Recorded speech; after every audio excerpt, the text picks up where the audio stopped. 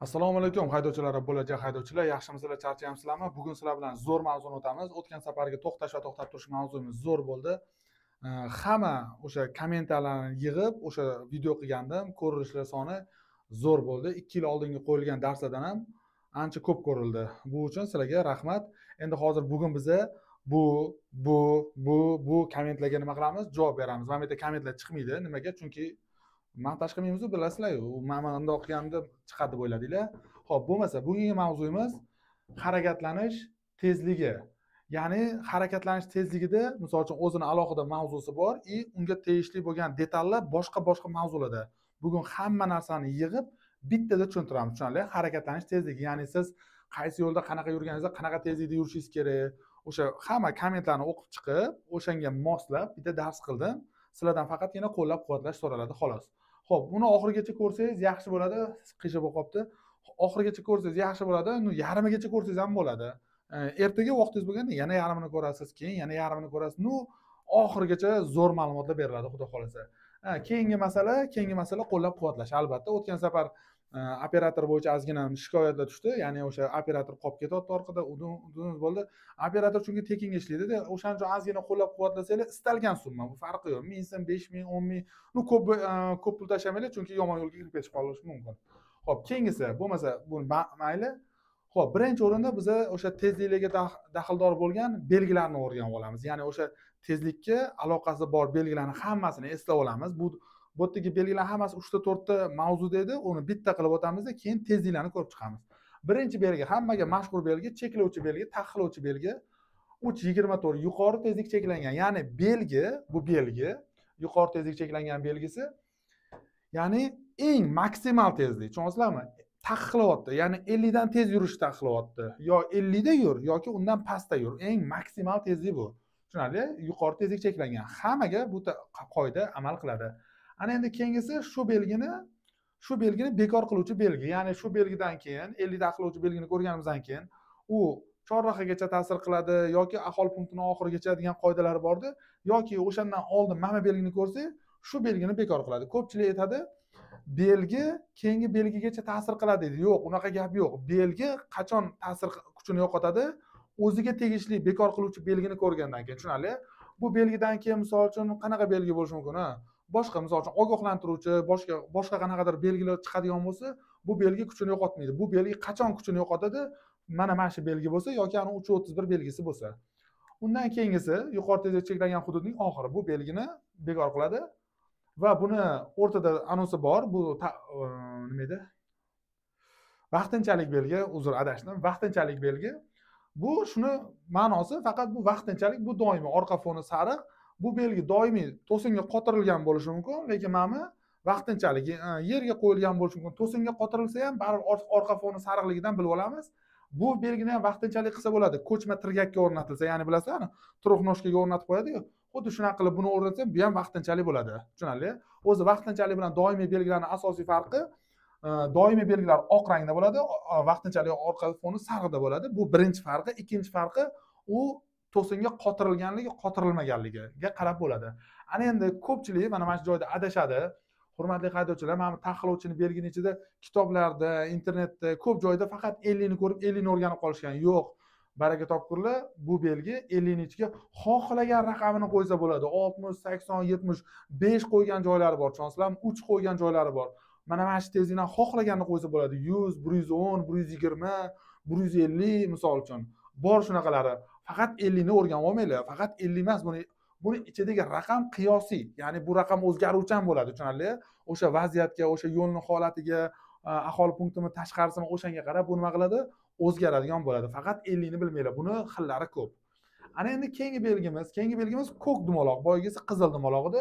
Bu belgi 4.7 belgisi eng kam tezlik. Ana endi boyagi qizil maksimal bo'lsa, bu minimal. Ya'ni faqat belgida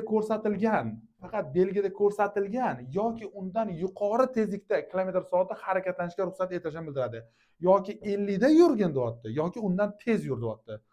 Boyagi qizilda 50 dan sekin yurishimiz kerak, tez yursak jarima to'laymiz. Bunda teskarisi 50 dan sekin yursak jarima to'laymiz. 50 da yur yoki undan yuqori yur degan ma'noda keladi. Tushunarli? Eng kam tezlik. Ana endi keyingisi xuddi shu belgini bekor qiladigan belgisi eng kam tezlik belgilangan yo'lning oxiri. Xuddi shuni mana bu belgidan keyin mana bu belgini ko'rsak nima qilamiz? Biz bu belgini hududidan chiqamiz. Ana endi bu belgidan keyin biz nima qila olamiz? 50 dan sekin yura olamiz. Ana endi keyingisi mana buni qaranglar. Mana shu ikkita belgini farqiga borib olishimiz kerak-da. Bu minimal, bu maksimal. Farqiga boringlar. Endi eng qizig'i ichidagi raqamlar qiyosiy. Bunda ham bo'lishi mumkin. 40 bo'lishi mumkin, 30 bo'lishi mumkin, 60 bo'lishi mumkin. U yo'lni holatiga qarab. Xo'p, yuqori tezlik cheklangan bu eng maksimal, bu eng minimal, tushunarli? Ana endi keyingisi 4/50. 4/50 bu axborot ko'rsatish belgilaridagi 5-18 belgisi tavsiya etilgan belgi. Tavsiya etilgan tezlik. Ya'ni bu 50 da yursang yaxshi bo'ladi deydi. U buyurmaydi ham, taqiqlamaydi ham. Tushunyapsizlarmi? Ya'ni bu belgi faqatgina maslahat beradi. Bu belgini ko'rganingizda siz 50 da yursangiz yaxshi. Sizga prosta maslahat beradi. Sekin yursangiz ham bo'ladi, tez yursangiz ham bo'ladi. Xo'p, keyingisi bu ogohlantiruvchi belgilar bilan keladi. Buni hali yana bitta qaytamiz. Yo'lning shu qismida tavsiya etilgan harakatdan tezligini bildiradi. Belgida eng yaqin chorrahagacha amal qiladi. Qaranglar, bu anodan bor chorrahagacha ta'sir qiladi. Ogohlantiruvchi belgi bilan birga qo'llansa, uning ta'sir oralig'ida xavfli qismining uzunligi bilan aniqlanadi. Uni hozir rasmda ko'rsataman, zo'r bo'ladi. Mana misol uchun, mana bu belgi bizga nima deyapti? 50 da yursang maslahat beraman deyapti. Nimaga 50 da yurishni maslahat beryapti bu? Chunki oldinda piyodalar o'tish joyi bor. Ya'ni siz o'shangacha 50 da borasizda, agar piyoda bo'lmaydigan bo'lsa, yurib ketaverasiz. Agar piyoda bo'ladigan bo'lsa, nima qilasiz? Sekinlashib, unga yo'l berish kerak bo'lsa, yo'l berib o'tib ketasiz. Keyingi vaziyatni qaranglar, keyingi vaziyat notekis yo'l. 50 da yursang, yaxshi dot. 100 da ham yursa bo'ladi. Faqatgina o'sha notekis yo'lda boshqaruvni yo'qotib, yo'ldan chiqib ketib qolishingiz mumkin yoki transport vositasida hadovoy qismiga, yurish qismiga zarar yetishi mumkin. Bu shu masala. Bunda hech qanaqa qoida yo'q. Faqat 50 da yursang yaxshi degan ma'noda keladi. Tez ham yursangiz bo'ladi, past ham yursangiz bo'ladi. Keyingisi yuqori tezlik cheklangan, ya'ni minimal tezlik, maksimal tezlik, minimal tezlik va bu maslahat berilgan tezlik bo'ldi. Bu eng ko'pi, bu eng kami, ichidagi sonlari qiyosiy. Buni bilamiz. Keyingisi mana qaranglar, birinchi o'rinda. Mana bu belgi taqiqlayapti. Baraka topkur 50 dan tez yurma bo'ldi. 50 dan tez yurish mumkin emas deyapti. Tepada nima deyapti? Ogohlantiruvchi belgi, ya'ni aholi punktlaridan tashqarida 150 yoki 300 metrdan keyin nima keladi? Piyodalar o'tish joyi keladi, 50 dan tez yurmaysiz. Bo'ldi. Bu belgi o'sha chorrahagacha o'z-o'zini bekor qiluvchi belgi bor boyiga yoki aholi punktining oxirigacha nima qiladi? Amal qiladi. Ana undan keyingi belgi qaranglar, ikkalasi bir xil vaziyat. Bir xil vaziyat. Mana bunda 50 dan tez yura olmaysiz. Ogohlantiryapti, piyodalar kelib o'tish joyi bor. Bunda xohlagan tezligingizda yuraver, lekin bari nima bor? Piyodalar o'tish joyi bor.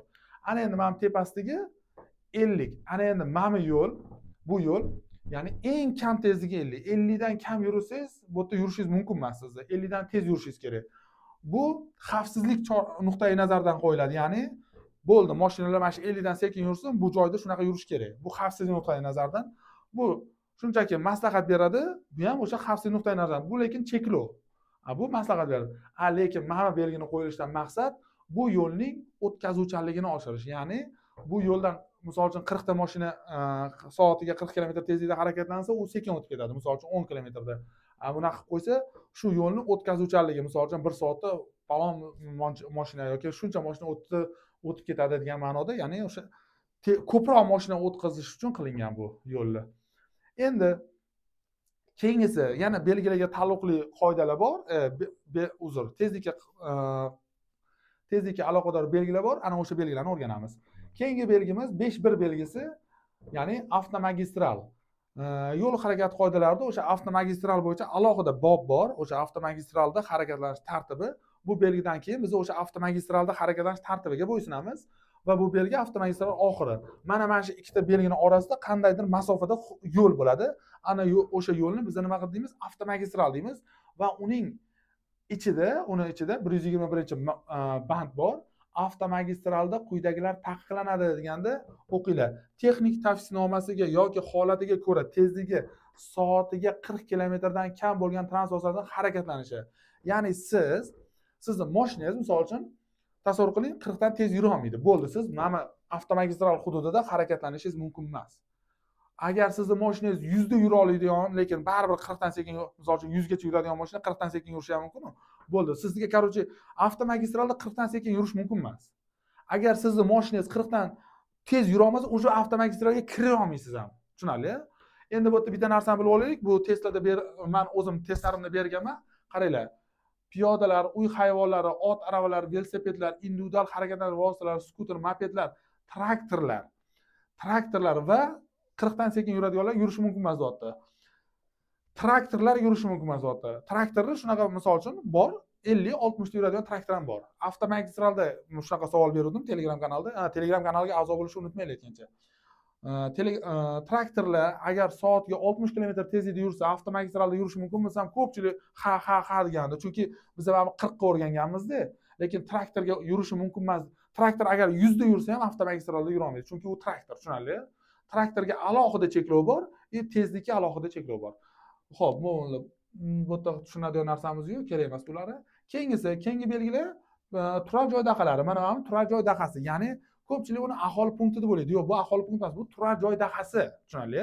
Ya'ni biz o'sha aholi punktini ichidagi kichkinagina mahallachaga kirdik. Aholi punkti buni ichida, aholi punktining ichida bundan 10 ta bo'ladi, misol uchun. Turar joy dahasi bu bo'yicha alohida band bor. Turar joy dahasining o'zida, misol uchun mana o'zi hududlar bor. Tepali pastida yurish bor, avtomagistralda harakatlanish tartibi bor, turar joy dahasi. Bu alohida tartibi bor bularni. O'sha alohida tartibni ichida, misol uchun mana shu hudud, mana shu orasida, mana shu ikkita belgining orasida qandaydir yo'l bor, qandaydir masofa, qandaydir bir maydon bor. O'sha maydonning ichida mana bu qoidalar bor. Endi biz o'zimizga kerakli joyni ko'ramiz. 78-band.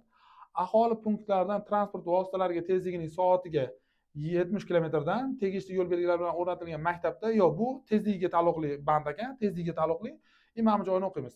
Turar joy dahalari va yondosh hududlarda uy-joy binolarining orasidagi yer uchastkasida esa soatga 20 kilometrdan oshirmasdan harakatlanishga ruxsat etiladi. Ya'ni qaranglar, turar joy dahalari deganda bizda turar joy dahasini mana bu belgidan bilib olamiz. Bo'ldi, biz mana shu belgining hududiga kirdikmi, 20 dan tez yurmasdan yuramiz. 5 yursa ham bo'ladi, 10 yursa ham bo'ladi, 17 yursa ham bo'ladi, 20 dan oshib ketmasligingiz. Bu maksimal. Endi turar joy dahalari deyapti va yondosh hududlar. Yondosh hudud degani, misol uchun zapravka, mo'yka, shu yo'lni chetidagi yondosh hudud, kirib o'tdan naryoq tarafdan chiqib keta olmaysiz. Shu yerdan kirib, shu yerdan chiqadigan joylaringiz yondosh hudud bo'ladi. Ya'ni ishxonalar, binolar, shunaqa joylarga kirsangiz, bo'ldi, siz nima 20 dan tez yura olmaysiz. Uy-joy binolar orasida, ya'ni dvorlar bo'ladi, bilasizlarmi? Misol uchun bitta dvor bo'ladi, kirasiz, misol uchun hovlilar, domlarning oldidagi plashatkalar bor, u yerda ham siz 20 dan tez yura olmaysiz, tushunarli? Bu masala hal bo'ldi. Demak, bu belgilarda ham nima? Tezlikka aloqador joy bor ekan, 20. Keyingisi, ana endi eng zo'r joyga kelamiz. Mana joyda aytib ketish kerak. Menimcha hali ham like bosmadingiz, bitta bosib ketasiz lekin. Yana o'zingiz bilasiz. Xo'p, birinchi belgimiz 522 aholi punktining boshlanishi. Qaranglar, aholi punktining boshlanishi. Nomi shunaqa bu belgini. Axborot ko'rsatish belgisi. Mana bizning o'zimizni versiya, bu o'sha rossiyskiy belgi, ichida rossiyskiy nomi yozilibdi. Bu bir xil baribir, forma bir xil. Endi mana belgini qo'yganim, bu belgi bilaman, hozir siz kommentariyaga kirib yozmoqchisiz. 3-belgi O'zbekistonda yo'q. O'zbekistonda yo'qligini aka men ham yaxshi bilaman. Bu belgi shunchaki o'sha Rossiyada, o'sha Yevropaning qaysi mamlakatlarida bor, o'sha prosta bizning haydovchilar o'sha yerga borganda bilib olish uchun qilindi. Qo'shimcha ma'lumot sifatida, lekin bizda yo'q. Buni men ham bilaman. Kommentariya yozishni to'xtating. Xo'p, bu belgi prosta o'sha aholi punkti, ya'ni ushbu qoidalarning aholi punktlarida harakatlanish tartibini belgilovchi talablariga amal qilinadigan joylarning nomini hamda uning boshlanishini bildiradi. Qaranglar, zo'r. Bu belgi ikkita anosi bordi, vazifasi bordi. Boshlanish joyini bildiradi, shu to'siq qoqilgan joydan bilinadi. Keyin birato'la nomini ham bildirib beradi. Men hozir Qarshi degan aholi punktidaman. Tushunasizlarmi? Qarshi degan aholi punktidaman. O'zi aholi punktlarida ikkitagina qoida bor. Harakatlanish tezligi va tovush moslaridan foydalanmaslik. Bo'ldi, boshqa qoida yo'q. O'zi mana shu belgini ko'rganimizdan keyin ikkitagina qoida. Endi balki bordir, hozir esimga kelmayapti. 522 aholi punkti. Ya'ni bu belgini ko'rganimizdan keyin biz Qarshi degan ichidagi yozuvi o'zgaruvchan bo'ladi. Xohlagan mahallangizni qo'ying. Ana Qibra, Yangiyo'l, To'ytepa, yana qanaqalar bor? Qarshi, G'uzor, misol uchun yana nima? Boltali bir bo'la oladi, xullas. Ichiga xohlagan o'sha O'zbekistondagi aholi punktlarini qo'yilaveradi, o'sha manzilga qarab qo'yiladi, o'sha hududning nomiga qarab qo'yiladi. Endi bu aholi punktini shu belgidan o'tganimizdan keyin men aholi punktiga keldim. Demak, menga endi 70 dan tez yurish mumkin emas, 70 dan tez yurish mumkin emas. Faqatgina signal chalishi mumkin avariya holatini oldini olish uchun. Bo'ldi. Shu ikkita qoidani keltiradi. Ana endi keyingisi xuddi shu belgini bekor qiladigan belgi, ya'ni aholi punktlarining oxiri. Ushbu qoidalarning aholi punktlarida harakatlanish tartib talablarini bekor qilingan joyini bildiradi. Ya'ni boyagi ikkita qoida kirdi, bo'ldi, o'sha qoida yo'q degani. 70 dan tez yursa bo'ladi. Endi quvib o'tayotganda ham signal chalsa bo'ladi. Signal o'zi ikkita vaziyatda ishlatiladi. To'g'ri moslama avariyani oldini olish maqsadida va quvib o'tayotganda ogohlantirish maqsadida. Lekin mana belgini hududida harakatlanayotganda, quvib o'tayotganda signal chala olmaymiz. Ana endi bu belgidan o'tgandan keyin biz nima qilamiz? O'sha aholi punktlaridan chiqdik. Endi quvib o'tayotganda ham aniq qilsak bo'ladi. Endi doskaga qaratamiz. Xo'p. Mana oddiy misol, mana hudud. Mana hudud. Ko'ryapsizmi? Ko'ryapsiz? Mana hudud. Mana buning ichidan yo'l bor. Mana bundan to'g'ri chiqib ketaman. Mana bu yo'l. Mana bu yo'l. Mana hududga kirayotganda mana belgini o'ng tomonga o'rnatishadi. Ko'ryapsiz? Ko'rinib, qarshiga kirdim. Magnit zo'r yoqib qolibdi. Magnitdan chiqayotganimda bo'ldi, qarshi tugadi. Bo'ldi, mana shuni orasidagi tezlik 70 km maksimali bu, 70 i faqat avariyani oldini olish maqsadida signal chalaman. Quvib o'tadigan signal chalaman. Shu ma'noni beradi, bo'ldi. Endi ma'mundan keyin qayoqqa o'taman degan narsani hozir biz aniqlay olmaymiz. Hozir buni yana o'rganamiz. Buni hali o'rganamiz. Doskada ham o'rganamiz, rasmda ham. Bundan keyin qayerga chiqaman degan savolga hozir keyingi belgilarni ko'rib olaylik, keyin maslahatlashamiz yo'g'ini. Ana endi bo'ldi? Bu yo'q ko'ryaptimi? Keyingisi mana ham ikkita belgini ko'rib olaylik yonma-yon. Qaranglar, bu aholi punktlariga kirdim. Amamizda chiqdim. Shuni orasidagi masofa mana shu hudud. Mana shu hudud qarshi. Mana bu yerdan chiqib ketsam boshqa joyga chiqib ketishim mumkin. Mana bu yerdan misol uchun yo'l bo'ladigan bo'lsa-da, yo'l bo'ladigan bo'lsa, mana bu yerdan boshqa joyga, mana bu yerdan boshqa joyga. O'sha bu yoqda qanaqa yo'l borligini hech kim bilmaydi. O'sha yoqqa borganimizdan keyin bilamiz. Mana bu hudud. Mana shu do'maloni ichi bu qarshi. Tushunarli? Aholi punkti. Mana bu boshlanganini bildiradi, bu tugaganini bildiradi. Eng qizig'i, mana bu yerda chiqayotganda ham, xuddi shu belgi bo'ladi. Mana bu belgi bu yoqqa ham qo'yiladi, bu yoqqa ham qo'yiladi. Shu qarshidan chiqib ketsa, shu belgini ko'ramiz baribir. Shuni endi plus bu yerda biz aholi punktidan chiqqanini ham bilyapmiz. Aholi punktidan tugaganini ham bilyapmiz. Plus nomini ham bilyapmiz-da. Endi keyingisi chet ellarda nomini ham qo'yib qo'yishadi. Nomini bilmaysiz, faqat aholi punktidan chiqqaningizni bilasiz. Keyingi belgimizga e'tibor beramiz. Keyingi belgimiz ham ko'pchilik adashtiradi shuni ham.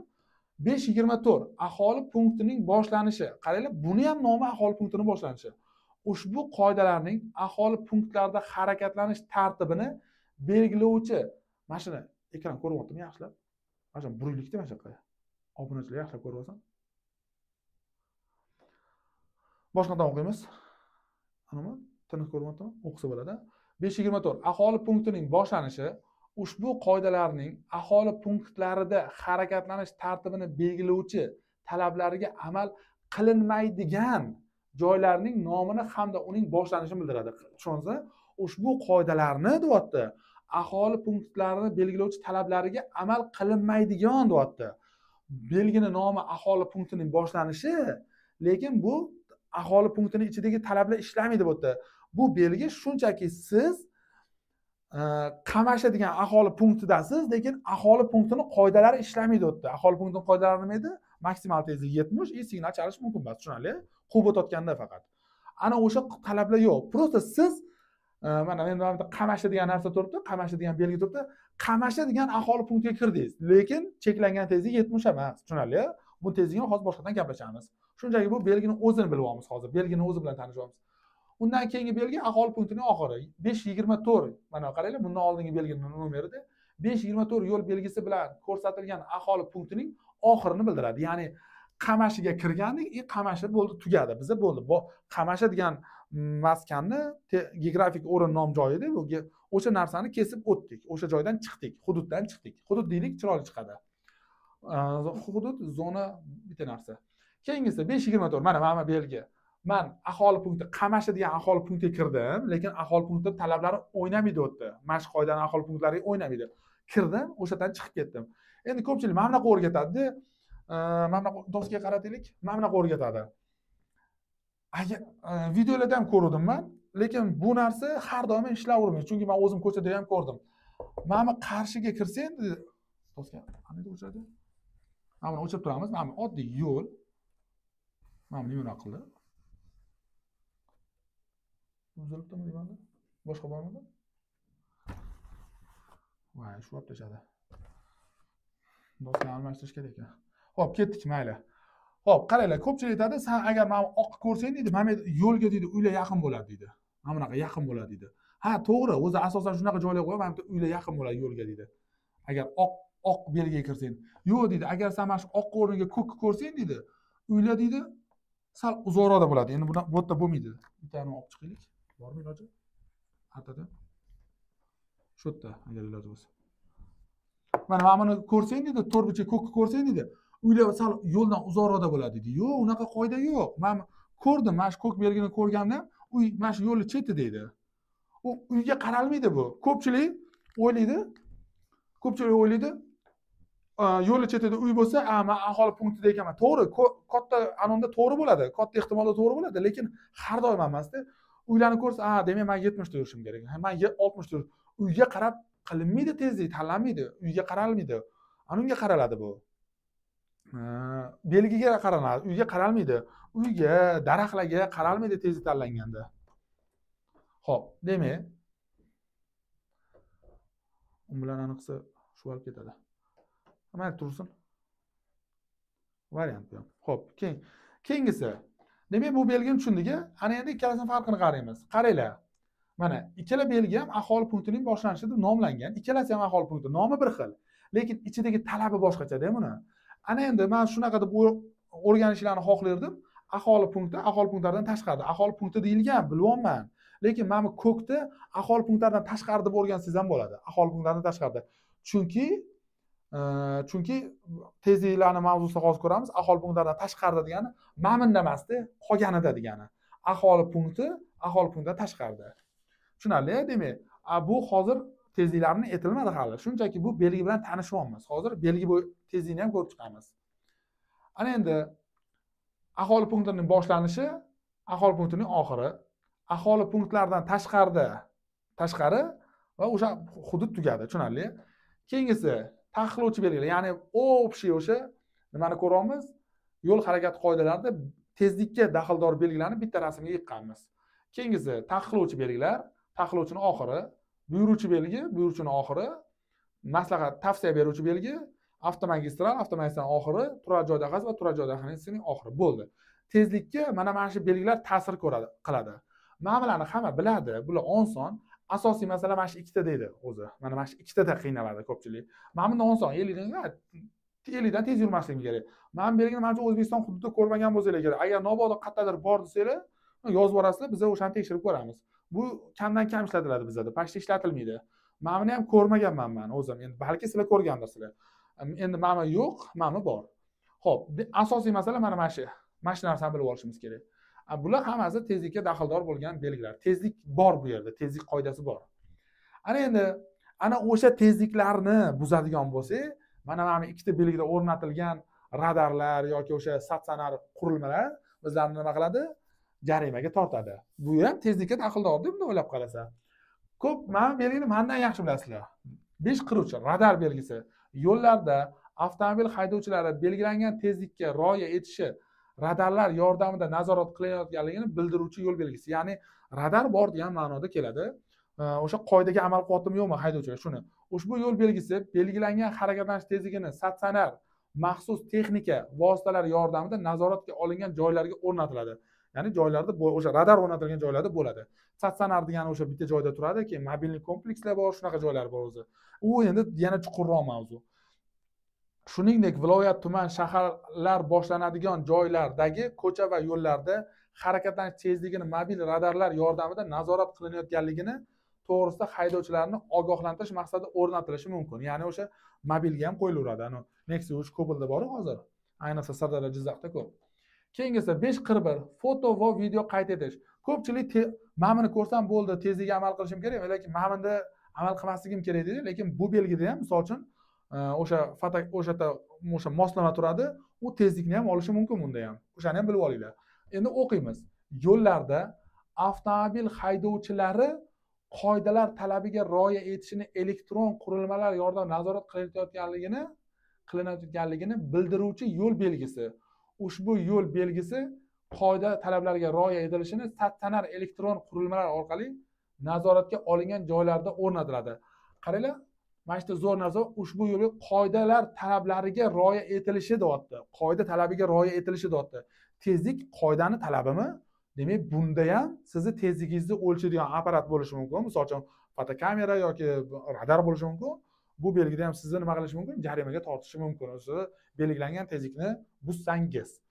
Ana endi keyingisi, ana endi mavzuga kirdik. Hop, hozir bir minut. Ko'ryapti. Mavzuga kirdik. 11-bobda o'sha bizlar yo'l harakat amaldagi yo'l harakat qoidalari 172-qarordagi 11-bobida harakatlanish tezligi degan mavzu bor. Bitta bob bor. 11-bob. Ana o'sha bobda o'sha biz nechida yurishimiz kerakligi hammasi ko'rsatilgan. Shuni hozir amal ko'rib chiqamiz. 77-bobdan boshlanadi. Haydovchi harakatlanishning serqatnovligini, transport vositasi serqatnovligi degani mashinalarning ko'p kamligini deyapti. Transport vositasining va yukning xususiyati, ya'ni transport holatini ham, yukni ham holatini, yo'l va ob-havo sharoitini, shuningdek, ya'ni yo'lni ham hisobga olishingiz kerak. Ob-havoni ham. Yo'l misol uchun egri bo'lishi mumkin, notekis bo'lishi mumkin, xavfli bo'lishi mumkin. Sharoitini, shuningdek, harakatlanish yo'nalishidagi ko'rinishni hisobga olib, ya'ni tumanda yurishingiz mumkin. Ko'rinishni hisobga olib, transport vositasini belgilangan tezlikdan oshirmagan holda xavfsizlikni ta'minlovchi tezlik bilan boshqarish kerak. Tezlik haydovchiga ushbu qoida talablarini bajarish uchun transport vositasining harakatlanishini doimiy nazorat qilib borish imkoniyatini berish kerak. Ya'ni qaranglar, siz hamma narsani hisobga olishingiz kerak. Yo'lni, mashinangizni o'zini holatini, yukni, ob-havoni, hamma narsani hisobga olib shunaqa tezlik tanlashingiz kerakki va o'sha paytda qoidani ham esdan chiqarmaslik kerak. Yo'l zo'r, mashinangizda bo'm-bo'sh, hech qanaqa yuk yo'q, mashinangizni holati chotki, 150 da yurish mumkin degani emasda. Chunki o'ta qoida ham borda. Ana o'sha qoidalarga amal qilgan holda tezlikni tanlaysiz. Misol uchun, qoida sizga 100 gacha yurishga ruxsat beradi, lekin yo'l sirpanchiq. Unda ham 100 da yurishingiz mumkin, lekin qoida ruxsat beradi. Nimaga? Chunki yo'lning holatini ham hisobga olishingiz kerak-da. Men 100 da ketayotgandim, menga 100 da ruxsat berildi. Yomg'ir yoqqanda mashinam sirpanib ketdi. Ayb menda emas deya olmaysiz. Siz yo'lning holatini ham hisobga olishingiz kerak-da. Belgi 100 gacha ruxsat beradi. Yo'l sirpanchiq, 100 da yurib ketsangiz sirpanasiz, birovni borib urasiz. Men qoidani buzmadim. Prosta yo'l sirpanchiq deya olmaysiz. Nimaga? Chunki siz yo'l sharoitini ham hisobga olishingiz kerak, tushunarli? Keyingisi bu oddiy band. Keyingisiga qaraymiz. Mana shu endi eng asosiy qismi 78-band. Hozirgacha ham adashishadi. Test tashlasam nuqul shunaqa qilishadi. 78-band. Aholi punktlarida o'qinglar yaxshilab. Ko'pchilik mana hozir mana yozuvni o'zi yozib olganini bo'layotgan. Farruh o'zi va ishoninglar shunaqa mana yozish klaviaturada baribir shunaqa yoqmaydi. Ko'chiraman men, hammasini ko'chiraman. Qarorda tayyor turibdi. Shuni lotincha kirillchaga o'giraman-da, xohlaganimni ko'chiraman. Ctrl-samida. Ctrl-V qilaman. Yozmayman bittasini ham. Chunki buni orasiga mametiga nuqta qo'yishga haqqim yo'q mana. Menda unaqa vakolat yo'q. 78-band. Aholi punktlarida transport vositalarining tezligini soatiga 70 kilometrdan ko'rasizlarmi? Aholi punktlarida maksimal tezlik 70. Ko'pchilik 60 deb yuradi. Tegishli yo'l belgilari o'rnatilgan maktab va maktabgacha ta'lim tashkilotlariga yetmasdan va o'tib ketib 300 metrdan kam masofada soatiga 30 kilometr. Ya'ni belgi o'rnatilgan joylarda maktab bog'chalarning oldida yursam, maktabdan oldin 300 metr, maktabdan keyin 300 metrgacha men 30 kilometrdan turar joy dahalari va yondosh hududlarda uy-joy binolar orasida yer uchastkasida esa soatiga 20 kilometrdan oshirmasdan harakatlanishga ruxsat etiladi. Bu 70, bu 30, qanday 30? Mana 30 va bu 20 maksimal. 70 aholi punktlarda, 30 maktab bog'chalarining atrofida, 20 turar joy dahasining ichida. Bu maksimal. Bu 70 degani faqat 70 da yur degani emas, 50 da yursa ham bo'ladi, 40 da ham. Bu maksimali 70. Eng qizig'i aholi punktlarida tezlik 70. Endi sizda bo'lishi mumkin. Hozir men unga ham izoh beraman. Shunaqa qonun bor. Ko'p avtoshkolada o'qituvchilar endi bo'ldi aholi punktlarida soatiga 60 kilometr deb o'rgatayotgan ekan. Yo'q, unaqa emas. Bu katta xato. Chunki Nukus 78-bandning 2-xat boshi. Nukus va Toshkent shaharlarida shaharlarida Nukus shahri va Toshkent shahri ko'rasizlarmi? Samarqand shahri demayapti. Nukus va Toshkent shaharlarida viloyat va tumanlarning markazlarida, shuningdek shaharlar hududlarida transport vositalarining tezligi soatiga 60 kilometrdan oshirmasdan harakatlanishga ruxsat etiladi. Ko'rdinglar? 60 hamma joyda emas. Aholi punktlarida 70 hali saqlanib qolgan. Toshkent shaharda, Toshkentga kirdingizmi? Bo'ldi. Toshkent shahariga kirdingizmi? Sizda tezlik 60 yoki Nukus shaharda. Bo'ldi.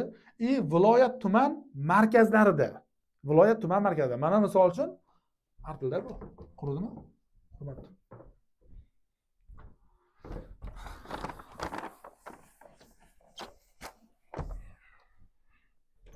Hop.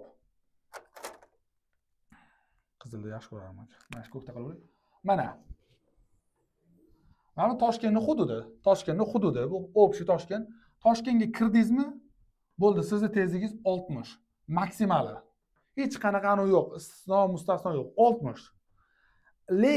Lekin endi tuman bor endi, Qibray degan tuman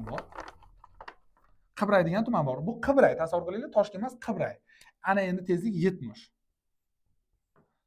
Qibray tumanida tezlik 70. Chunki Qibray aholi punkti. Agar Qibray aholi punktlarida mana bunaqa oq belgisida Qibray oq belgisini ko'rsak, Toshkentni ko'rmaymiz, Toshkentning ko'kini ko'rmaymiz. Agar Qibray mana bunaqa oq belgisini ko'rsak, biz 70 da yuramiz. Endi mana Qibray tumani. Endi Qibray tumanining markazi bo'ladi, to'g'rimi? Misol Qibray hokimiyat taraflari, Qibrayliklar bo'lsa. Nima har doim Qibray gapirasangiz, o'zim Qibray turaman, shuning uchun. Birato'la reklama qilib ketaman. Xo'p. Men Qarshi, Qibray hududiga kirdim. Mani tezligim 70. Mana bu yerda tezligim 70. Mana Qibray hududidan yurib borib Qibray tuman markaziga borganda, o'sha mana bu yerda Qibray tuman markazi degan belgi bo'ladi. Ana buni orasida tezlik 60 bo'ladi. Qibray tuman markazidan chiqib yana Qibrayga kirganda, o'sha men yana 70 hududga chiqaman. Tushunarli? Ana eng qizig'i, endi tasavvur qilinglar, Qibray mana tarafdan ham bir kirib keladigan yo'l bor. Tasavvur prosta, balki yo'qdir unaqa. Mana Qibray hududiga kirib keldim. Mana Mametdan men Qibray markaziga kelgunimcha, mana ko'k Qibrayni ham ko'rishim mumkin. Ko'k Qibrayni. Ya'ni mana Mametdagi tezlik, endi mana Mametdagi tezlik 100 bo'lishi ham mumkin. Tushunasizlarmi? Qibrayda. Lekin Toshkentda ko'ki bo'lmaydi, chunki Toshkent shaharda deb уже bo'ldi. 60 deb qo'yishdi. Men Qibrayda ikkita tezlikda yura olaman. Mana hisobga olmay turaylik, ko'kini Qibray oq ko'rsam, men 70 da yuraman. Qibray tuman markazi degan oq belgini ko'rsam, o'sha tuman markaziga kirdimmi? Hozir u belgi ham bor. Men o'sha 60 da yuraman. Ustozlar, sizlar ham adashmanglar. Men ko'p eshitaman bu narsa bo'yicha aholi punktlarida tezlik 60 deb o'rgatayotgan ekansizlar. Yo'q, aholi punktlarida tezlik 70. 60 Toshkent Nukusda va tuman viloyat markazlarida. Unda ham belgilangan bo'ladi, yozilgan bo'ladi. Bu yerda yozilgan keyin shaharlar hududlarida, ana shahar hududi o'zi Samarqand shahri bo'ldi, o'sha 60.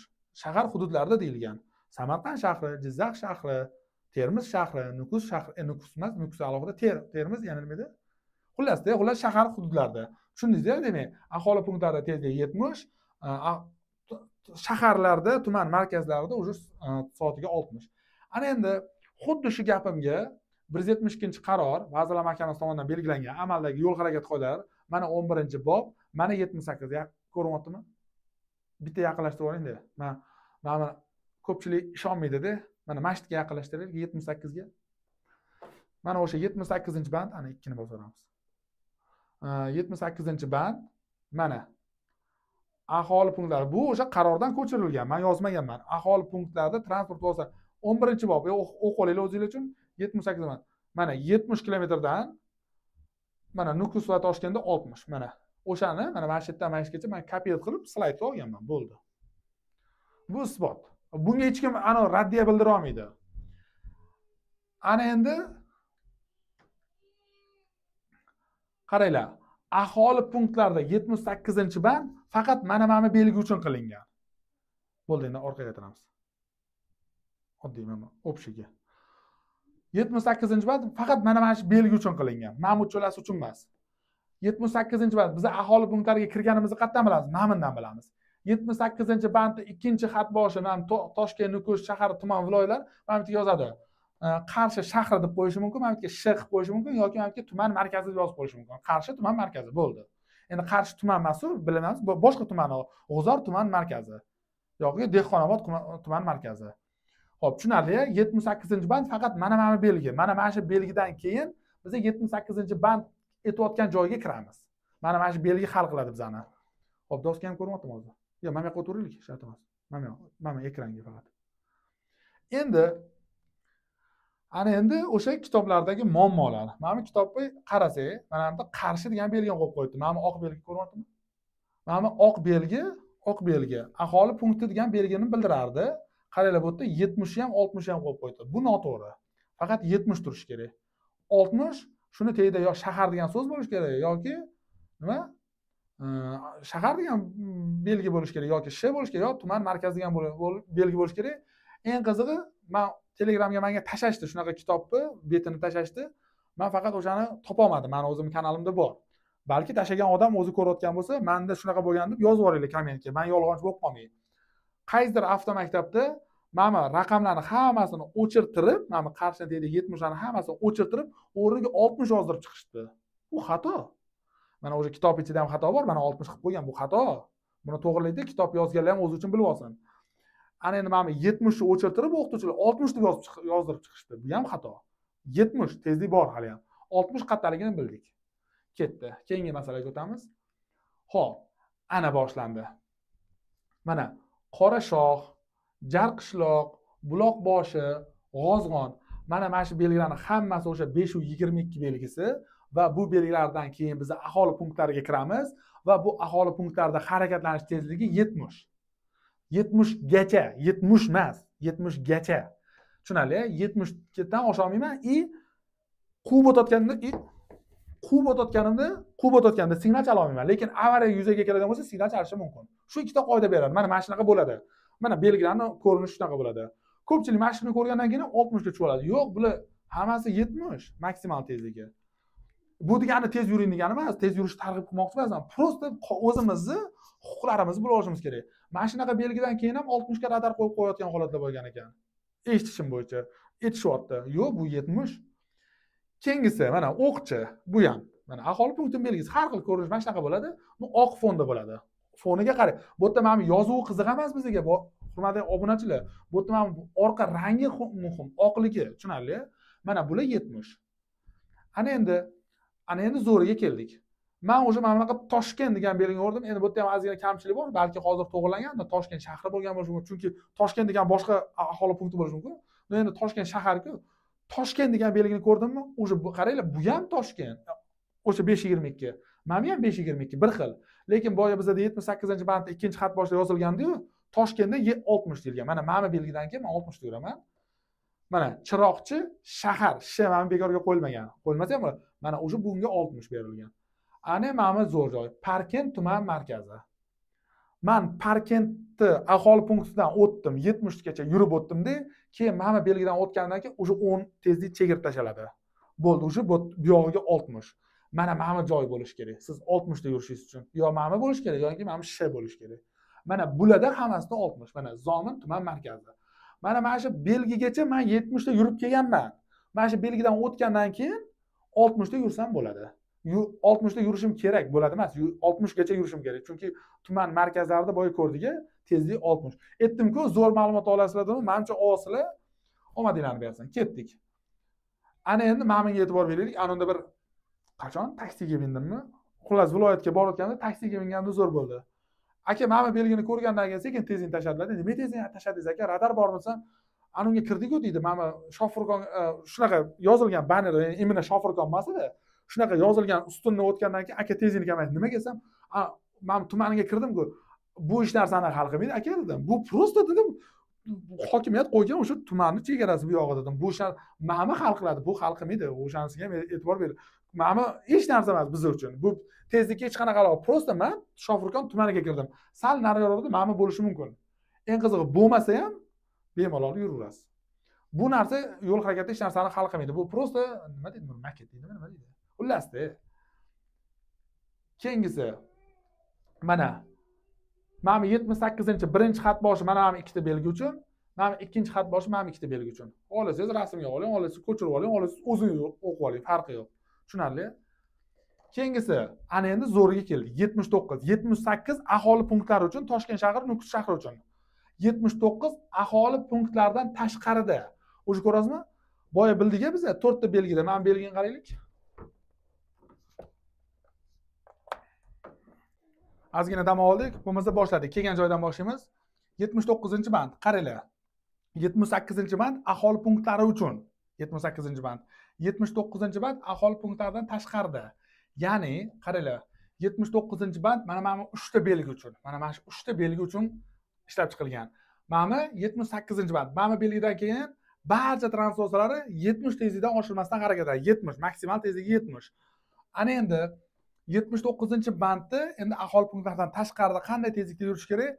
Ana endi bu yog'iga transport vositalarining turiga qarab belgilanadi tezlik. Mana bu belgida hammaga bir xil edi tezlik, maksimal tezlik. Mana ham 3 ta belgida tezliklar transport vositasining turiga qarab nima qilinadi? To'g'rilanadi. O'qiymiz 79-band. Yengil avtomobillarga va ruxsat etilgan to'liq vazni 3,5 tonnadan oshmaydigan yuk avtomobillariga tezlikni soatga 100 km dan oshirmasdan. 100 km dan oshirmasdan. Demak, yengil avtomobillarga va 3,5 tonnagacha bo'lgan, ya'ni Gazel, Dama, Labo, Changallar bor-ku, ana o'shalarga 100 dan oshirmasdan harakatlansa bo'ladi. Shaharlararo qatnaydigan avtobuslarga va mikroavtobuslarga tezlikni soatga 90 km dan oshirmasdan. Shaharlararo qatnaydigan avtobuslar, qaranglar, avtobuslar ikki xil bo'ladi. Shaharlararo bor, shaharlararo bo'lmagan bor. Shaharlararo ko'rgansizlar, zo'r ekskursioniy avtobus bor-ku, sedanalari baland, yumshoq avtobuslar, ya'ni Toshkent, Samarqand, Toshkent, Xorazm qatnaydigan avtobuslar bor. Ana o'sha avtobuslar mana 3 ta belgini ta'sir hududida harakatlansa, soatiga 90 dan oshirmaydi va mikroavtobuslar, uni bilasizlar. Endi boshqa avtobuslar deganda shu shaharlararodan tashqari boshqa avtobuslar, barcha avtobuslar, tirkamali yengil avtomobillar, mototsikllar, elektromototsikllar, ruxsat etilgan to'liq vazni 3,5 tonnadan ortiq bo'lgan yuk avtomobillariga tezlikni soatga 80 km dan oshirmasdan. Ya'ni shaharlararo avtobuslardan boshqa avtobuslar, yengil avtomobil orqasida pritsep bilan yursa, mototsikllar va 3,5 tonnadan og'ir bo'lgan yuk avtomobillari aholi punktlarida mana 3 ta belgini hududida nechida yuradi? Mana buni chiqarib qo'ying. Mana belgi emas. 79 band mana uchalasi uchun. 80 km dan oshirmasdan tirkamali yuk avtomobillariga tezlikni soatga 70 km dan oshirmasdan harakatlanishga ruxsat etiladi. Mana buni biz alohida o'sha 79-bandda alohida o'sha mana 3 ta band belgi uchun, mana shu 3 ta belgining hududi uchun mana yengil avtomobillar 3,5 tonnadan kam bo'lgan gruzovoylar bo'ldi. 100 gacha yura oladi, 100 gacha. Bu maksimali. Shaharlararo qatnaydigan avtobuslar 90 gacha yura oladi, maksimali. No, bu ham 50 da yursa bo'ladi, 60 da yursa bo'ladi. Bu maksimali bo'ladi. Boshqa avtobuslar, tirkamali yengil avtomobil, mana yengil avtomobil orqasida pritsep bo'lsa, qarang, pritsepsiz bo'lsa, o'zi bo'lsa 100 yuryapti, mana belgida, pritsep bilan bo'lsa pastga tushyapti. Chunki o'zi pritsep suzadi-yu odam yoqqa, mana tirkama, shuni hisobiga. Mototsikl, elektromototsikllar 80 va 3,5 tonnadan og'ir bo'lsa ham 80. Qarang, yuk avtomobil agar 3,5 tonnadan yengil bo'ladigan bo'lsa 100 yuryapti, 3,5 tonnadan og'ir bo'ladigan bo'lsa 80. Ko'rdingizmi? Bir-biriga nisbatan olaylik-da. Mana ekskursioniy zo'r avtobus, shaharlararo avtobus 90 gacha yuryapti. Bu 80 yuryapti. Qaranglar, o'zi mana shaharlararo bo'lmagan avtobus shahar ichida, misol uchun ikkita mahallaga qatnaydi, misol uchun Yunusobod, Chorsu, o'sha bozorga qatnaydigan avtobuslar. Endi bu avtobus misol uchun Toshkentda xizmat qilardi, endi buni Samarqandga yoki qaysi tumanga qaysi viloyatga sotishdi. O'shanda buni samolyotga yuklab yo poyezdga yuklab olib ketmaydi. Bu o'zi yurib ketadi. Mana shu Navoda o'zi yurib ketadigan bo'lsa, tasavvur qiling, Toshkentda liniyada yurardi, keyin Samarqandga ketadi. Jizzax, o'sha Samarqandga borguncha aholi punktlaridan tashqarida bu belgi, bu avtobus 80 gacha yura oladi. Yuk avtomobili agar 3,5 tonnadan kam bo'lsa 100 gacha yuryapti. 3,5 tonnadan og'ir bo'lsa 80 gacha tezlikda harakatlansa bo'ladi.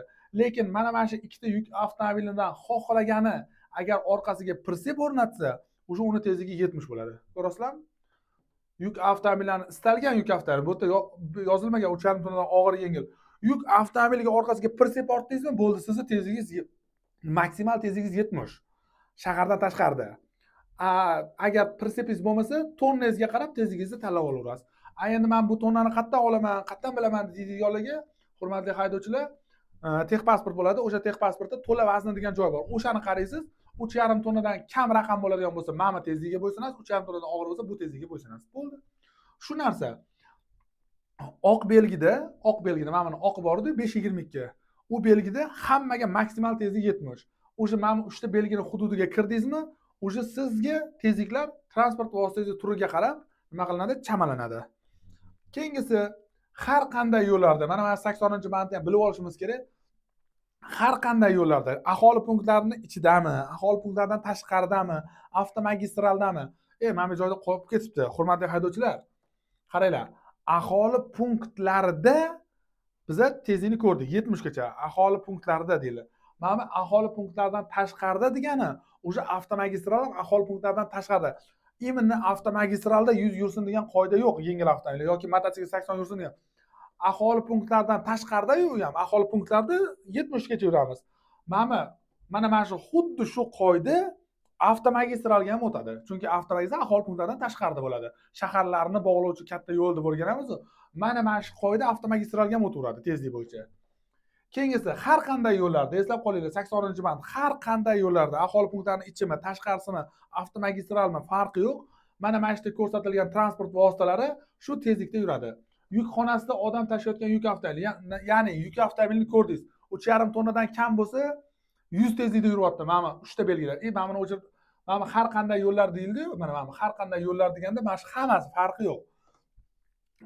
Agar mana belgida yuk avtomobili 3,5 tonnadan kam bo'lsa 100 yurdi, 3,5 tonnadan og'ir bo'lsa 80 yurdi, agar prinsipi bo'lsa 70 yurdi, agar mana aholi punktlarida bo'ladigan bo'lsa 70 yurdi.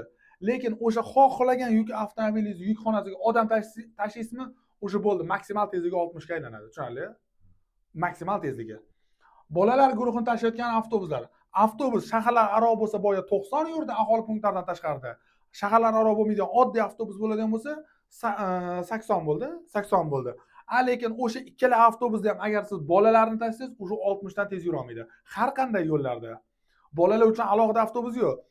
Avtobus bor, shaharlararo bo'lmagan, lekin ikkalasiga ham 8 tadan ko'p bolani ortib, bolalar degan taniqli belgisini o'rnatdingizmi, o'sha u 60 dan tez yura olmaydi. Bu menimcha bilasizlar, bu bo'yicha hammasi, mana shu tezliklar bo'yicha hammasida o'sha siz tayyorlanayotgan imtihon testi savollari bor. Mexanik transportlarni shatakka olgan transportlar, ya'ni shatakka olgan. Siz qayerda yurasiz? Qaysi transport vositasisiz? Farqi yo'q. Qaysi transport vositasini oldingiz? Qaysi usulda oldingiz? Farqi yo'q. Shatakka olinganda maksimal tezlik 50. Qayerda bo'lishingiz farqi yo'q. Avtomagistralda bo'lasizmi, aholi punktlarining ichida, shahar ichimi, shahar tashqarisimi, farqi yo'q. Qaysi transport vositadaligingizni, kimni shatakka oldingiz, kimsiz, qaysi transport vositasiz, qaysi ulagich, egiluvchanmi, qattiqmi, farqi yo'q. Shatak degan so'z aralashdimi sizda, o'sha shatakka oldingizmi, sizni maksimal tezligingiz 50, tushunarli? Undan tez yura olmaysiz. Mana belgida, mana yuk avtomobili o'zi yursa 70 yuraveradi. Lekin shatakka oldimi, o'sha nima qiladi? 50 ga tushadi. Agar bu 3,5 tonnadan og'ir bo'lsa, mana belgini ko'rsa 70 yura oladi. 80 yura oladi, 80 gacha. Lekin shatakka oldimi, bo'ldi, o'sha 50 yuradi. Har qanday yo'llarda. Keyingisi xavfli, og'ir vaznli va katta o'lchamli yuklarni tashiyotgan, tashkiliy jamlanmada harakatlanayotgan transport vositalariga DYX, Davlat yo'l harakati xavfsizlik xizmati bilan kelishilgan tezlikdan oshirmasdan harakatlanishga ruxsat etiladi. Har qanday yo'lda, mana yo'lda agar mana xavfli yuk tashiyotgan mashinaga GAI kelib, "Sen mana yerda 20 da yurasan" desa, u 20 da yuradi.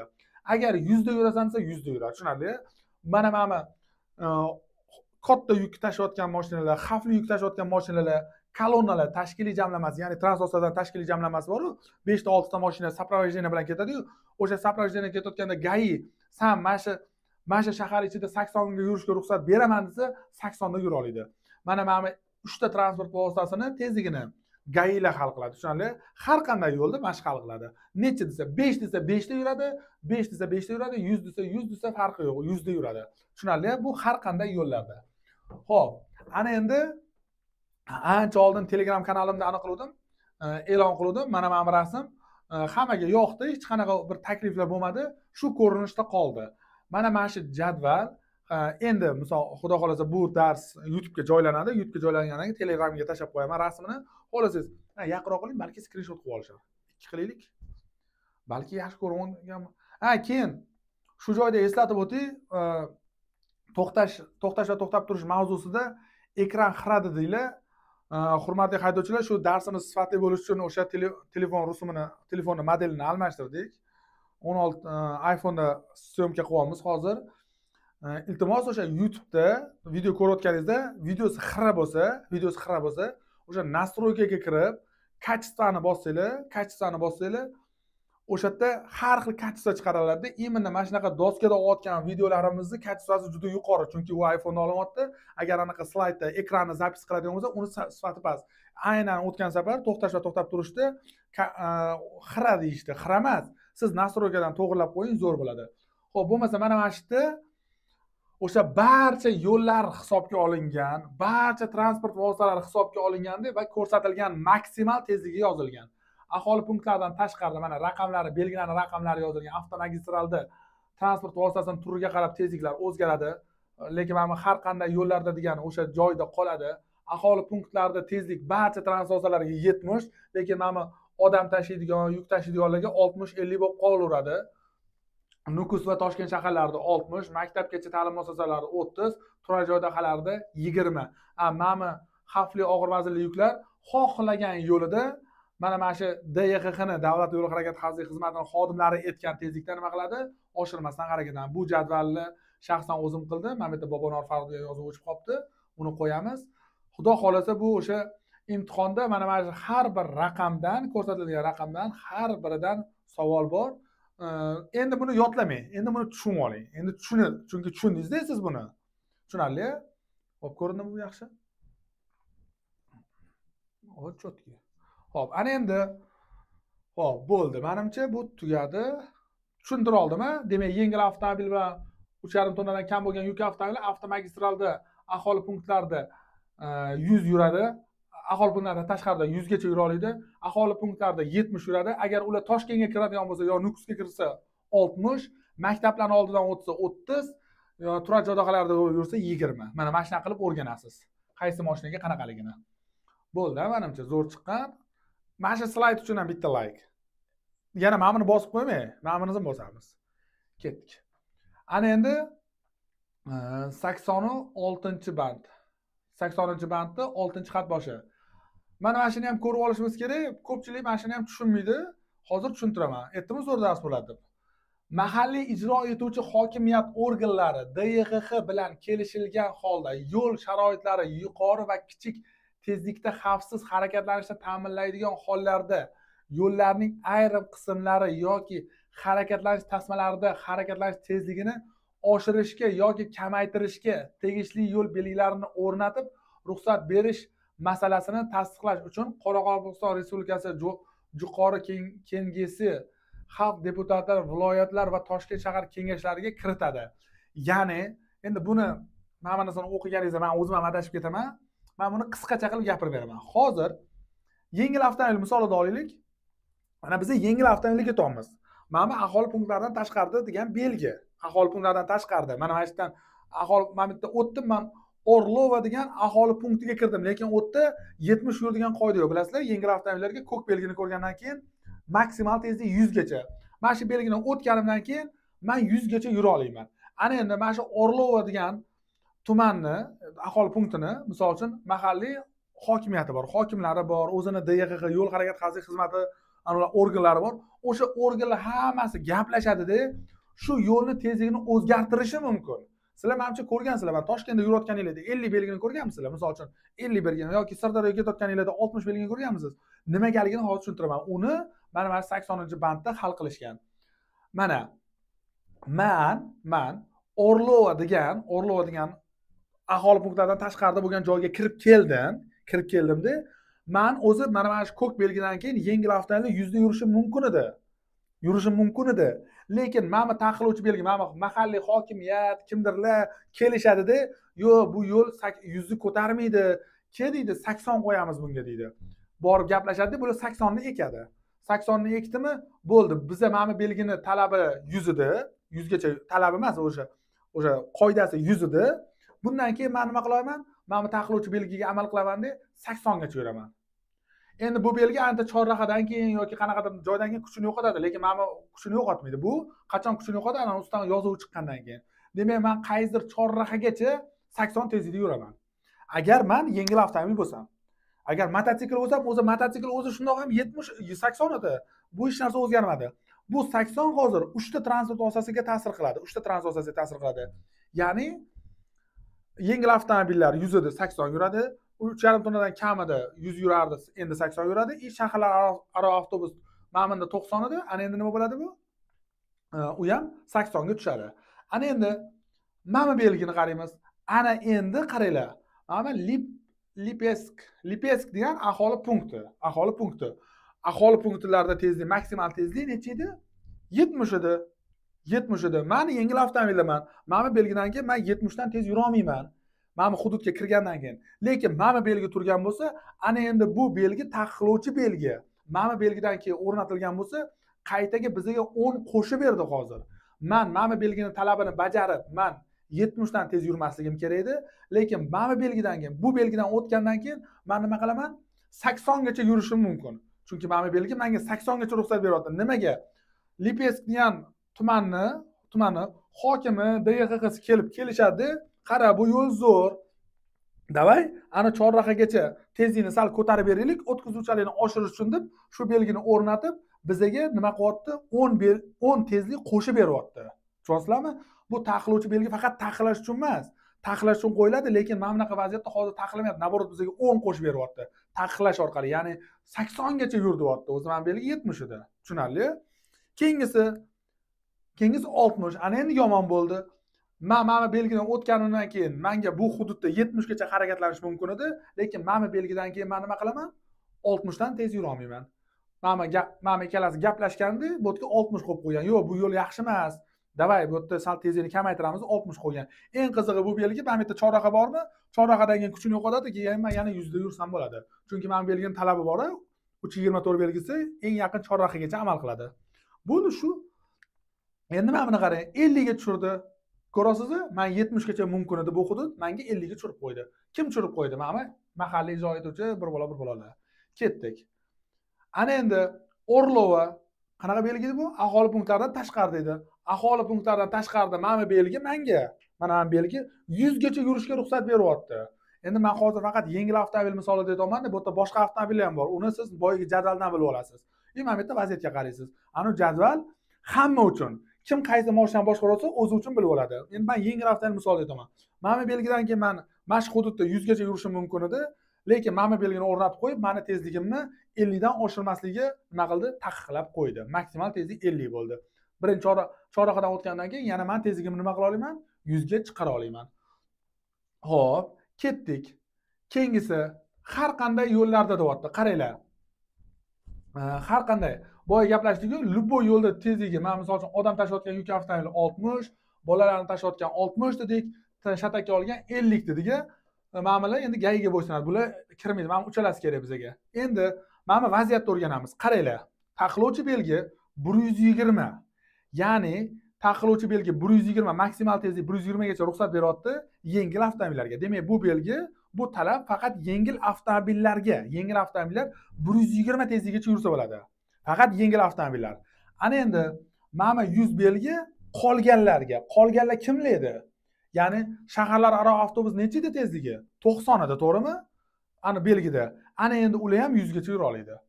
Tirkamali yengil, tirkamali yuk avtomobili 70-80 ida, ana ular ham 100 gacha yura oladi. Keyinda kimga ekanligi mana bunaqa belgi bilan qo'yilmaganmi? Demak, bu hammaga, faqat yengildan tashqari.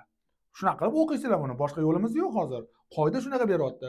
Lekin mana 3 ta transport vositasi bu belgilarga aloqasi yo'q. Bular mana ko'rsatilgan tezlikdan oshirmaydi. Har qanday yo'llarda deganda, u yo'lga mana 100 ni qo'yib qo'yadi. Mana belgi 150 tursin, mana baribir 60 da yuradi. Odam tashiyotgan yuk avtomobil. Mana baribir 60 da yuradi. Mana baribir 50 da yuradi. Tushunarli? Bular har qanday yo'llarda farqi yo'q, shu ko'rsatilgan tezlikda yuradi. Endi keyingisi mana hokimiyat organlari mana yo'lda barcha transport vositalari 100 gacha yurishi mumkin. Barcha transport vositalari. Faqat mana 80-bandda keltirilganlardan tashqari siz shaharlararo avtobusmisiz, shaharlararo bo'lmagan avtobusmisiz 100 da yura olasiz, chunki Belgiya 100 ga ruxsat beryapti. Lekin mana 80-banddagi 3 ta transportasi baribir o'sha 60, 60, 50 da yuraveradi, tushunarli?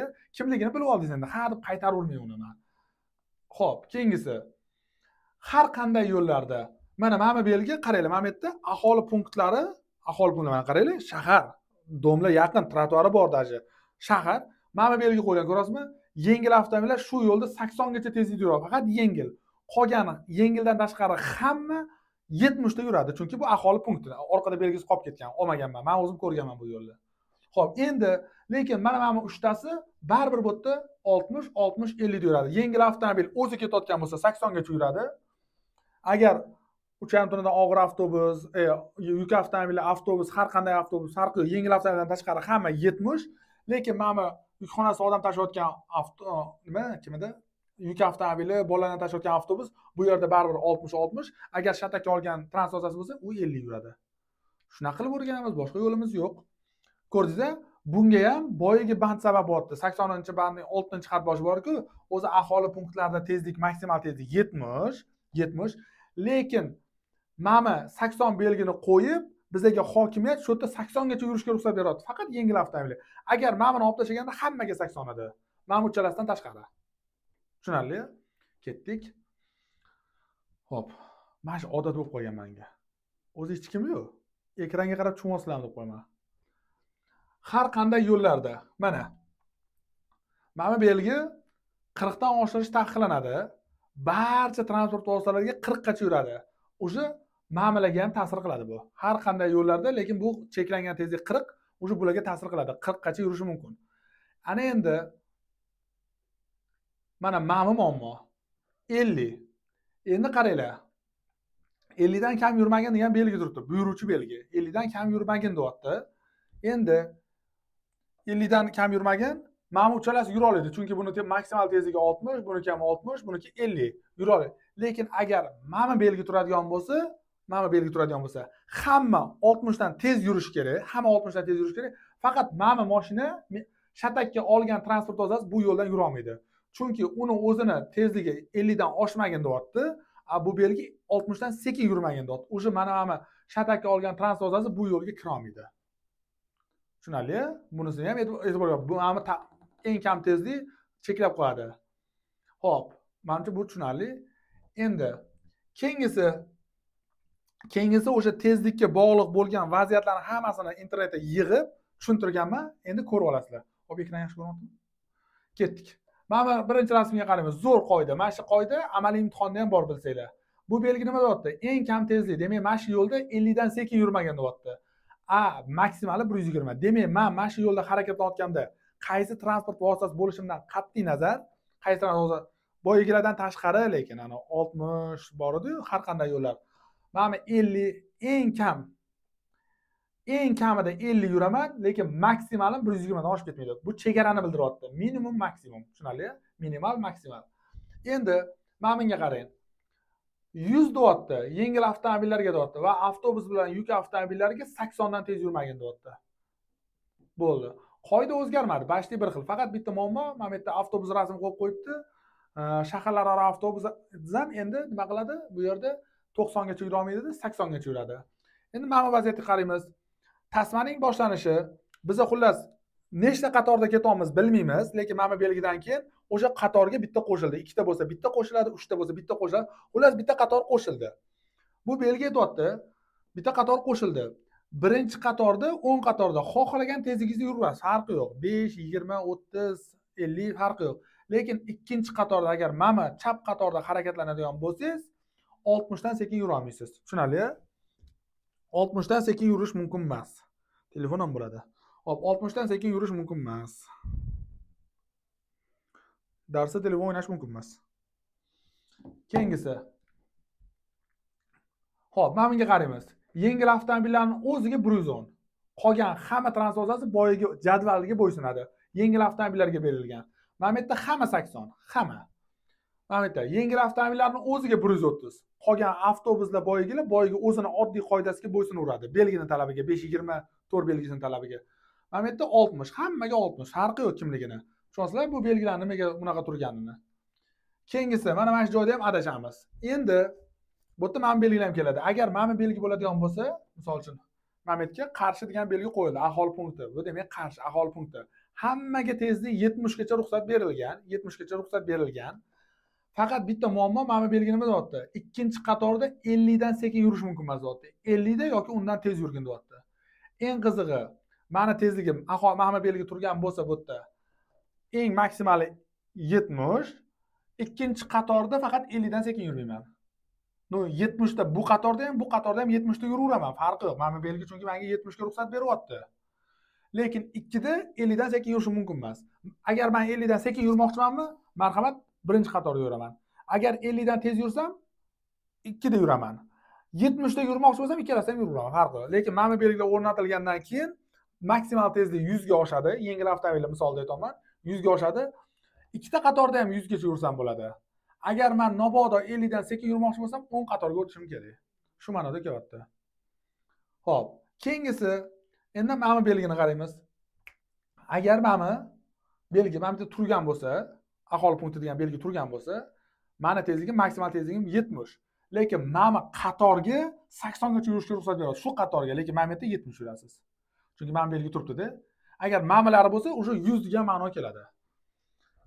Xo'p, boyagi 80-bandning 6-xat boshida aynan bitta tasmaga deyilgani mana shu joyga to'g'ri keladi. Mana belgi ma'noni ham o'zgartiradi, tushunarli?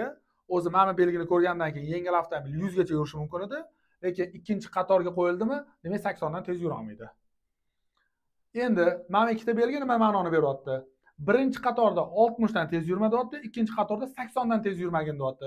Lekin ikkalasida ham 60 da yursangiz bo'ladi. 60 bo'lib mana bu yerda yursangiz ham bo'ladi. Farqi 50 bo'lib yursangiz ham bo'ladi. Bu yerda ham 50 da yursangiz. Mana belgi faqat shu qatorga ta'sir qiladi va maksimal tezlikni ko'rsatadi. Shundan oshib ketmasangiz bo'ldi. Lekin tezligingiz 50 bo'lsa, ikkalasida ham yuraverasiz. Farqi yo'q uni. Endi 81-band haydovchiga quyidagilar taqiqlanadi. Endi haydovchiga nima taqiqlanadi? Tezlikni mazkur transport vositasining texnik tavsiyanomasidan ko'rsatilgan eng yuqori tezlikdan oshirish. Ya'ni bilasizlar, mashinalarning xarakteristikasi bo'ladi. Xarakteristikasi, ya'ni o'sha speedometrida maksimal tezlik 160. Shuni siz 170 dan haydasangiz, siz qoidani buzgan bo'lasiz. Keyingisi tezlikni tezlikni transport vositasiga o'rnatilgan tezlik cheklangan taniqli belgisida ko'rsatilgandan oshirish. Ya'ni bilasizlar, transport vositasining orqasiga mana bunaqa taniqli belgisi qo'yadi. Mana shu tezlikdan oshirmasligingiz kerak. Orqasiga misol uchun 70 qo'yildimi, 70 dan tez yura olmaysiz. 60 qo'yildimi, 60 dan tez yura olmaysiz. Qarang, yo'l belgisi 100 gacha yurishga ruxsat beradi, lekin mana mashinaning orqasiga 70 qo'yilgan. Demak, bu belgi bu mashina 100 da emas, 70 gacha yura oladi, tushunarli? Endi keyingisi zarurat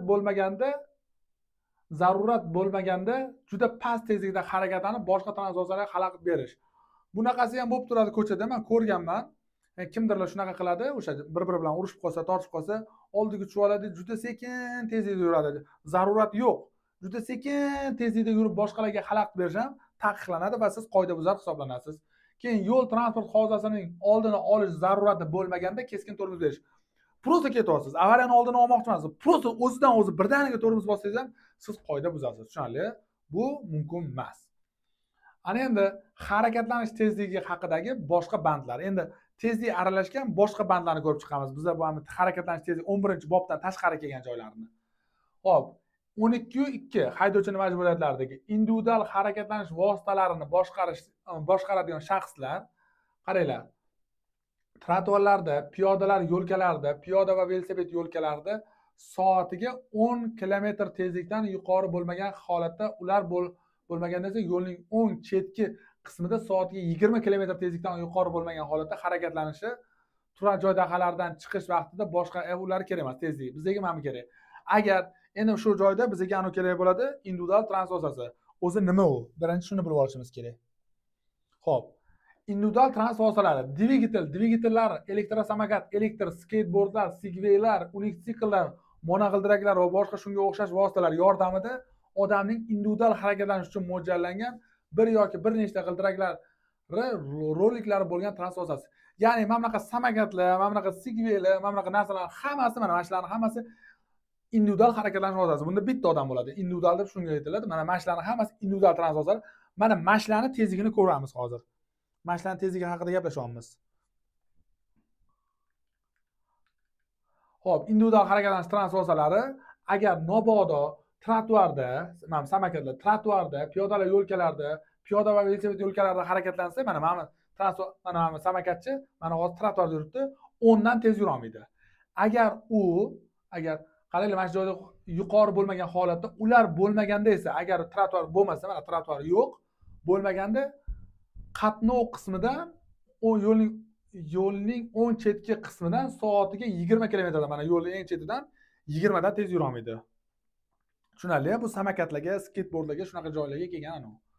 Keyingisi, agar velosipedchilar uchun tasma yoki piyoda va velosipedchilar yo'lkasida individual harakatlanish vositalari boshqarayotgan shaxsning harakati piyodalarning harakatiga xavf tug'dirsa yoki xalaqit bersa, u individual harakatlanish vositalaridan tushib individual harakatlanish vositasini yetaklagan yoki tezlikni piyodalar tezligidan oshirmaydigan tezlikda pasaytirgan holatda harakatini davom ettirish kerak. Agar mabodo u o'sha odamlar yo'ligida yursa, nima qilish kerak ekan? O'sha tushib yetaklab yurish kerak, bo'lmasa juda past tezlikda odamlarning tezligi bilan bir xil tezlikda harakatlanish kerak. Undan ko'ra tushib yetaklagan yaxshi. Keyingisi, tezlik cheklangan. Bitta zo'r belgi bor, bilasizlar, tezlik cheklangan belgisi. Ya'ni mana bu belgi tezlik cheklangan belgisi. Bolalar guruhini tashkiliy tashishda amalga oshirayotgan, mana bolalar og'ir vaznli, og'ir katta yuk bo'ladi, xavfli va katta o'lchamli yuklarni tashiyotgan, shuningdek transport vositasining texnik ta'sisnomasida ko'rsatilgan eng yuqori tezligi qoidalarning 78, 79 va 80-bandlariga belgilangan tezlikdan kam bo'lgan hollarda mexanik transport vositalari kuzovi orqa devorining chap tomoniga, ya'ni mana qaranglar, chap tomoniga deyapti. 324 yuqori tezlik cheklangan yo'l belgisining kichraytirilgan rangli tasviri tushirilgan ko'rinishdagi belgining diametri 160 mm dan kam bo'lmasligi, hoshiyasining kengligi belgi diametrining 10 dan 1 qismiga teng bo'lishi kerak. Ya'ni o'sha taxlovchi belgini avtobusda bolalarni tashyapsizmi, xavfli yuk tashyapsizmi, og'ir yuk tashyapsizmi, orqasiga o'rnatib qo'yishingiz kerak. Qolganlar bilish kerak. Siz mana shu tezlikdan tez yura olmaysiz, tushunarli? Shu narsa uchun qilingan bu.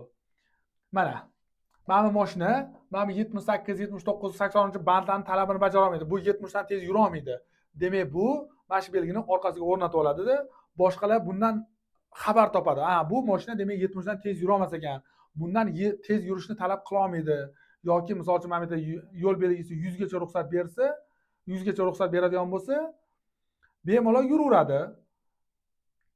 Faqat 70 dan oshirib olmaydi. Belgi 100 gacha ruxsat beradi, lekin bu o'zi 70 dan tez yurmaydi. Tushunarli? Bo'ldi, e'tiboringiz uchun rahmat. Bo'ldi, darsimiz tugadi. Xudo xolisa, yana bunaqa darslarni ko'paytiramiz. O'sha kommentariyaga mos bo'lgan, o'sha kommentariyalarning hammasini o'qib, yig'ib, xudo xolisa sizlarga chiroyli dars qilamiz. Bu harakatlanish tezligi bo'yicha ham juda ham savollar ko'payib qoldi. Shu uchun buni ishlab chiqdik. Agar darsimiz yoqqan bo'lsa, bitta like bosasiz, kommentariyada o'zingiz fikringizni, yana qaysi mavzuni qilishimni yozing. Prosta rahmat deb yozib qo'ymang. Qanaqa yana menga o'sha mana yo'l harakatining hamma mavzusiga dars chiqardim. Endi o'zgartirilgan hali yengilariga emas, eskilariga hammasiga chiqardim. Menga ijodga o'sha anunga mavzu kerak. Siz ayting, o'sha mavzuni men qilay. Keyingi masala qo'llab-quvvatlashni esdan chiqazmang. Videoni boshida karta raqam qo'ydim. Istalgan summa, farqi yo'q. 1000 so'm, 2000 ko'p pul tashlamang. Yomon yo'lga kirib ketib qolish mumkin. Hammaga rahmat. Sog' bo'lasizlar, o'zinglarni ehtiyot qilinglar.